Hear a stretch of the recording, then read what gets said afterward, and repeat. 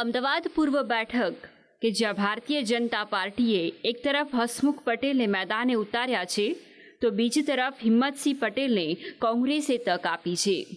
હસમુખ પટેલનું નામ જાહેર થયા બાદ લાંબા સમયથી કોંગ્રેસે પોતાના ઉમેદવાર જાહેર નહોતા કર્યા અને આખરે પાટીદાર ચહેરો જ પાટીદારની સામે ઉતાર્યો। લોકસભા ચૂંટણીને લઈને હવે થોડા દિવસો બાકી છે અને આ તમામની વચ્ચે કેન્ડિડેટ્સ અને તેમના પરિવાર છે તે સતત પ્રચાર પ્રસારમાં લાગ્યા છે। ઉમેદવારો તો તમામ જગ્યાઓ પર જે સભાઓ કરી રહ્યા છે, રેલીઓ કરી રહ્યા છે, પણ તેની સાથે પરિવાર શું કરી રહ્યો છે? ખૂબ થોડા દિવસ બાકી છે, જીતની આશા વચ્ચે મહેનત પણ એટલી જ છે। ત્યારે અમે આવી પહોંચ્યા છે હિંમતસિંહજીની ત્યાં કે જેમને કોંગ્રેસમાંથી અમદાવાદ પૂર્વથી ટિકિટ આપવામાં આવી છે। અહીંયા તેમનો પરિવાર રહે છે અને સાથે સાથે ઘણા બધા કાર્યકર્તાઓ છે કે જે સતત એમના ઘરે આવતા જતા હોય છે। ચૂંટણીને હવે થોડા દિવસો બાકી છે, તેઓ પણ સતત મદદગાર થતા હોય છે। તો ડોર ટુ ડોર પ્રચારથી લઈને રેલીઓથી લઈ સરઘસો સુધી તમામ રીતે તૈયારીઓ પૂર્ણ થઈ ચૂકી છે, પણ કેવી રીતે પરિવાર કરે છે પ્રચાર તે જાણીશું આજના કાર્યક્રમમાં। નમસ્કાર, હું જુહી આપની સાથે સંદેશ ન્યૂઝ પર પ્રચાર વચ્ચે પરિવાર જેવા વાત કરીશું હિંમતસિંહજી ને તેમના પરિવાર સાથે। પ્રચાર વચ્ચે પરિવારમાં સૌથી પહેલા અમે તેમના દીકરા સાથે મુલાકાત કરી, જે ચૂંટણીમાં સતત ખડે પગે પિતાનો પડછાયો બનીને રહે છે। ચૂંટણી આવતાની સાથે જ પરિવારોમાં લગ્ન પ્રસંગ જેવો માહોલ હોય છે કે જ્યાં માત્ર ઉમેદવાર નહીં તેમની સાથે પરિવાર પણ ચૂંટણી લડતો હોય છે। આપણે હિંમતસિંહજીની ત્યાં આવી પહોંચ્યા છે, તેમના દીકરા આપણી સાથે છે, તેમની સાથે વાતચીત કરીશું કેમ કે ઉમેદવાર એકલો નહીં, તેની મજબૂતી સૌથી વધારે હોય છે તેમનો પરિવાર। જો પરિવાર સાથ આપે તો એ જનતાના કામ કરી શકે। સુનિલભાઈ, ખૂબ ખૂબ સ્વાગત છે આપનું અમારા કાર્યક્રમમાં। પ્રચાર વચ્ચે પરિવાર અને એમાં પરિવારનો જો સાથ હોય તો તમામ કામ બહુ જલ્દી ને થોડા આસાન થઈ જતા હોય છે। આપ તો તેમના દીકરા છો, દરેક પિતાને એવું હોય કે દીકરો મારી પડખે ઊભો રહે અને આ જે સમય હોય છે, કેવી રીતે અત્યારે એમને સાથ આપો છો, શું કરો છો આપ? અત્યારે જેમ કે પાર્ટીએ જ્યારે નક્કી કર્યું ત્યારથી એની પહેલાંથી પણ થોડું મેસેજ તો હોય કે ભાઈ પાર્ટીની ઈચ્છા છે। બીજું ઈચ્છા એટલે હોય પાર્ટીની કે આજે હિંમતસિંહભાઈ પટેલ જે વર્ષોથી 87થી એ કાઉન્સિલર બન્યા અને એના પછી 95, 96 વિરોધ પક્ષના નેતા બન્યા અમદાવાદના અને 2000માં મેયર બન્યા। તો 2000માં મેયર બન્યા એની પહેલાં ગેપ હતું બહુ, કોંગ્રેસના મેયર નહોતા, તો હિંમતસિંહભાઈ પટેલ બન્યા। પછી એના પછી એમએલએ અહીંયા બન્યા ધારાસભ્ય બાપુનગર, એમાં પણ તમે જુઓ તો 28 વર્ષ પછી કોંગ્રેસની સીટ અહીંયા આવી। તો અત્યારે પાર્ટી એવો વિશ્વાસ મૂક્યો છે કે ભાઈ આ સીટ કોઈ જીતી શકે તો હિંમતસિંહભાઈ પટેલ જીતી શકે છે અને એ જ રેકોર્ડ બનાવી શકે છે। તો એ જ અત્યારે પરિસ્થિતિ એવી છે કે આટલા વર્ષોથી મારા ફાધર અને હું વાત કરું તો મારા દાદાજી, અમે બહુ નાના હતા ત્યારથી એ પણ એ જ સમાજ સેવાનું કામ કરતા હતા અને એ જ પ્રેરણા લઈને મારા ફાધરે પણ નાની ઉંમરે આ બધું કામ સમાજની વચ્ચે રહી સમાજનું કામ કરીએ છીએ। અને આપને પણ ખબર છે, નદીની પેલી બાજુ, નદીની આ બાજુ મધ્યમ વર્ગ પ્રજા હોય અને રોજ કામ પડતું હોય, ગરીબ પ્રજા હોય અને રોજ પાણીની સમસ્યા કે હોસ્પિટલની સમસ્યા કે એજ્યુકેશનની સમસ્યા, તો રોજ અહીંયા બેસીને ટાઈમ આપવું, લોકોને મળવું, અથવા એ ક્યારે બહાર હોય તો અમારી ટીમ હોય છે રિસીવ કરવા, એ લોકોને આવે, એમની સમસ્યા જે પણ હોય એમની જોડે વાત કરે, એમનું સમજો એમનાથી કામ ના થતું હોય તો એ મારા ફાધર જે છે હિંમતસિંહભાઈ પટેલ એમની જોડે વાત કરે, પછી જે પણ ડિપાર્ટમેન્ટ હોય ત્યાં એ વાત કરીને એમનું કામ કરાવી આપે છે। અત્યારે એ જ કામગીરી ચાલે છે અમારી વર્ષોથી। બિલકુલ, અને જે રીતે મેં જોયું કે બાજુમાં ઓફિસ છે, બાજુમાં જ ઘર, એટલે જે પણ વ્યક્તિ આવે એને ઘર જેવું લાગે અને હિંમતસિંહજી પટેલ હંમેશા મળી રહે।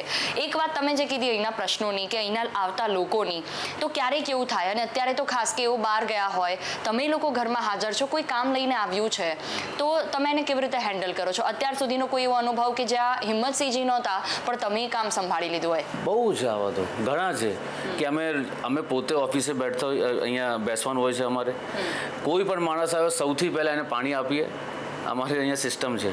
કોઈ પણ માણસ આવે એને પાણી આપો, ચા કોફી પૂછો, એને બેસાડો આરામથી, પછી એની જોડે વાત કરો ભાઈ આપને શું કામ છે, એનું કોઈ પણ કામ હોય અને બીજું કામ સાંભળીને લખીને જે પણ ડિપાર્ટમેન્ટ કે જે પણ જગ્યાએ ફોન કરવાનો એની સામે ફોન કરીએ છીએ અમે। એવું નથી કે હા ભાઈ તને તું અમે વાત કરી તને પછી જવાબ મળી જાય। હા, તો એ અમારી કામગીરી, અરે એ બધું અમે અહીંયાથી જે મારા ફાધર છે પિતાજી, એમનાથી મેં જોઈને આપણે શીખીએ છીએ। હા, એ વાત તમે બહુ સારી કરી કે તેમનાથી જોઈને શીખ્યા છો. અત્યાર સુધી મતલબ એ રાજનીતિનો એમનો બહોળો અનુભવ જેમણે તમને અહીંયા સુધી પહોંચાડ્યા, તો એવી કઈ એવી વાતો છે કે જે એમની પાસેથી ખરેખર શીખવા જેવી છે અને આપે જીવનમાં ઉતારી હોય? સૌથી પહેલાં શીખવા જેવી વાત જે મને લાગે છે કે એમનું ધ્યેય સત્તા નથી, સેવા છે. તો એ મને બહુ ગમે છે કે કેમ કે અમારી સરકાર, તમને ખબર છે, બીજેપી અત્યારે 30 વર્ષથી તો છે કન્ટિન્યુ, કોંગ્રેસ પાર્ટી નથી. અને એ કન્ટિન્યુ એવું પણ નથી કે 15 વર્ષ કોઈ એમએલએ રહ્યો કે કોઈ MP રહ્યો કે તો પણ અત્યારે સતત વર્ષોથી કામ કરી રહ્યા છે જનતાની વચ્ચે રહીને. તો એ સારું છે, પ્રેરણારૂપ છે કે ભાઈ સત્તા માટે નથી, આપણે સેવા માટે કામ કરી રહ્યા છીએ. પડકારો કેટલા લાગે છે? કેમ કે પટેલની સામે પટેલ છે, હસમુખભાઈ પટેલ એ પણ બીજેપીમાં મતલબ એટલું જ જીત સાથે આગળ વધી રહ્યા છે, એવું કહી રહ્યા છે કે હા ભારતીય જનતા પાર્ટી છે એટલે જીત છે. તો ક્યાંક લાગે છે કેન્ડિડેટ પર કદાચ કોઈ વિશ્વાસ મૂકતું હોય પણ ઉપરના લેવલ પર જે પહેલેથી છાપ હોય કે નરેન્દ્ર મોદીનો ચહેરો જોઈને ક્યાંક હિંમતસિંહજીને અસર થાય, તો તેના માટેની કોઈ તૈયારી? આપે કીધું કે હસમુખભાઈ પટેલ એવું કીધું કે બીજેપી છે તો જીતશું. કીધું એટલે એમને પોતાની ઉપર વિશ્વાસ નથી. એમણે નથી કીધું, બટ એ રીતે ના બીજેપીના તમામ કેન્ડિડેટ્સ આવતા હોય છે કે હા ભારતીય જનતા પાર્ટી જીતશે, ચૂંટણી અમે નહીં પાર્ટી લડે છે. તો તમે કયા કામ લઈને અત્યારે લોકો સાથે જાઓ છો? કેમ કે લિસ્ટ આઉટ કર્યું હશે કે જેનાથી લોકોને હિંમતસિંહજી પર અને કોંગ્રેસ પર વિશ્વાસ બેસે. કોંગ્રેસની જે 5 ગેરંટી જે રાહુલજી આપી છે ને આ લડાઈ છે વિચારધારાની લડાઈ છે. કેમ કે વિકાસના કોઈ મુદ્દાઓ તો એમની પાસે છે નહીં, ધાર્મિક મુદ્દાઓ છે ને અમારી પાસે વિકાસના મુદ્દાઓ છે જે અમે પહેલાં કામ કર્યા છે ને અત્યારે સરકાર આવશે તો અમારે શું કામ કરવાના છીએ એ મુદ્દાઓ છે અમારી પાસે.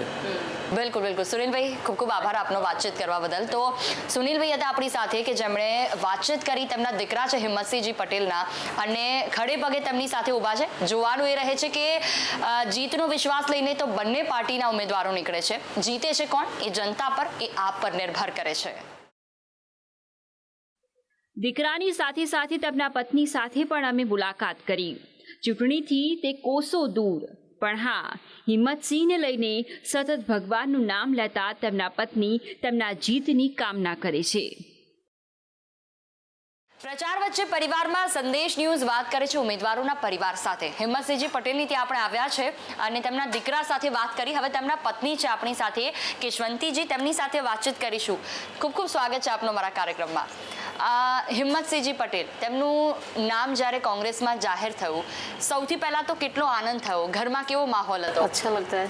अच्छा लगता है. हाँ, माहौल भी अच्छा है. हाँ, परिवार में जब खुशी का माहौल होता है, कुछ मीठा बनता है. उस दिन आपने क्या मीठा बनाया था?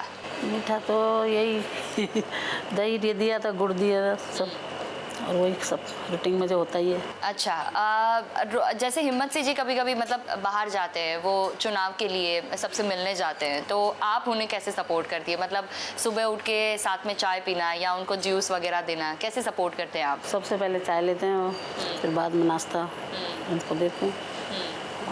और ज़्यादा मतलब आपके जैसे बेटे हैं वो तो पूरा दिन उनके सपोर्ट में रहते हैं. कई महिलाएं भी ऐसी होगी जो यहाँ पे घर पे आती होगी, आपकी तो ऑफिस भी घर पे ही है, तो आप उन्हें मतलब कैसे हैंडल करती है? कभी अंदर ऐसे आती नहीं है, आती हैं तो हैंडल कर लेते हैं. और जब आप टीवी में देखते हैं ऐसे कि नहीं उनका नाम जाहिर हुआ है, या तो फिर जब वो MLA बने थे, तो मतलब कैसा महसूस हुआ था?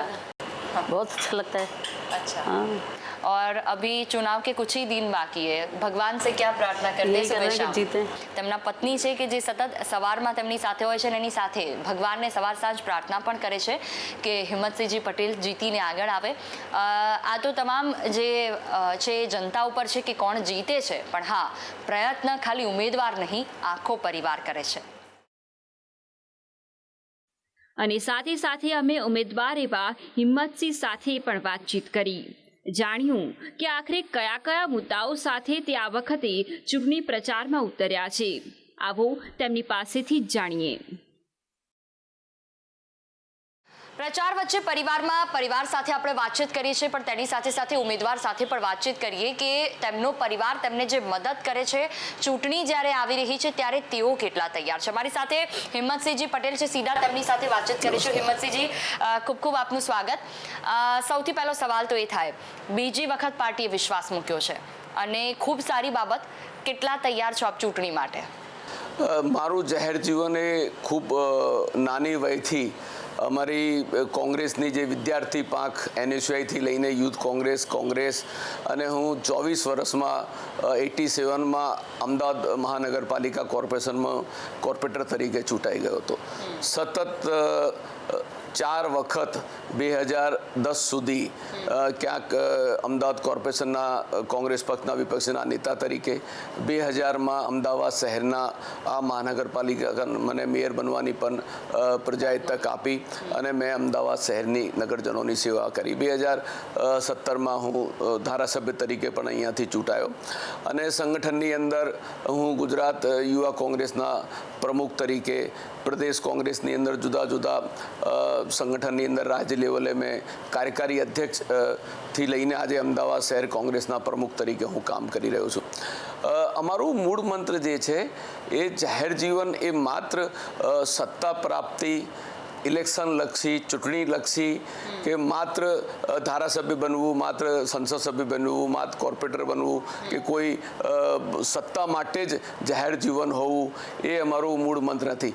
અમારું જીવનનો ધ્યેય જે છે, જે અમને જે સંસ્કારો મળ્યા છે, જનસેવા એ પ્રભુ સેવા અને માનવ ધર્મ સૌથી મોટો ધર્મ છે. અમે સાચા અર્થમાં લોકોના જનપ્રતિનિધિ તરીકે લોકોની સેવા કરીએ છીએ. બિલકુલ, એની તમે જે ભાવનાની વાત કરી, હવે લોકો સુધી પહોંચવી બહુ જરૂરી છે. તમારી અંદર તો છે, લોકો કેટલાક સમજે પણ છે, પણ એ જ્યારે વોટમાં પરિવર્તિત થાય ત્યારે વ્યક્તિને, ઉમેદવારને જીત મળતી હોય છે.